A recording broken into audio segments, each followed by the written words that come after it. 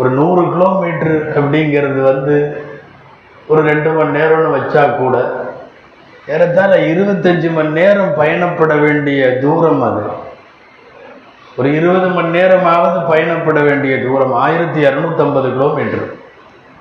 சரி, அங்கிருந்து அவர்கள் சித்ரத்துல் முன்தஹா வரை சென்றதை மிஅராஜ் என்று சொல்லுகிறார்கள். அதற்கு அப்பால், மிஅராஜிற்கு அப்பால் நபிகள் நாயகம் ஸல்லல்லாஹு அலைஹி வஸல்லம் அவர்கள் பயணப்பட்டார்கள்.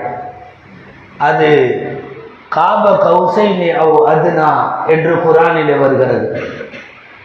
சில மார்க்க அறிஞர்கள் தங்களுடைய கிதாபுகளில் மிஅராஜ் போல சித்ரத்துல் முன்தஹாவை தாண்டி ரசூல் அல்லாஹுவை சந்திக்கிற வரை உள்ள பயணத்தை இஅராஜ் என்ற ஒரு வார்த்தையிலே எழுதுகிறார்கள். அதிகமான பேர் குறிப்பிடவில்லை. சில வரலாற்று ஆசிரியர்கள் அப்படி எழுதுகிறார்கள். இஸ்ரா 1, மிஅராஜ் 2, இஅராஜ் என்கிற ரப்புக்கும் ரசூலுக்கும் இடையிலே மாத்திரமான தனி சந்திப்பு, அது 3. அல்லது 2ஆகவே பிரித்து விடலாம். பைத்துல் முகத்தஸ் வரை பெருமானார் ஸல்லல்லாஹு அலைஹி வஸல்லம் போனார்கள் 1, அதற்கு பிறகு எல்லாம் சேர்த்து மிஅராஜ்.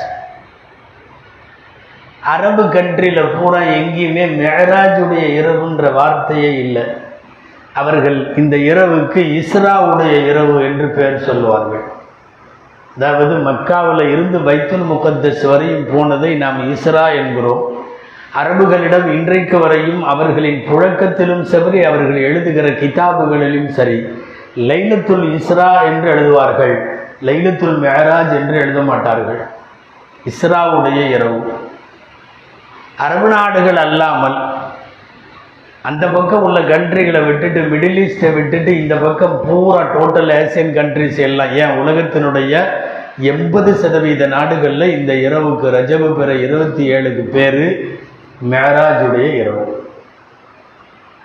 முந்தைய பயணத்தை மட்டும் எடுத்துக்கொண்டு இஸ்ராவுடைய இரவு என்று சொன்னாலும் சரிதான், அல்லது பிந்தைய பயணத்தை மட்டும் எடுத்துக்கொண்டு அதை மிஅராஜ் என்று சொன்னாலும் சரிதான்.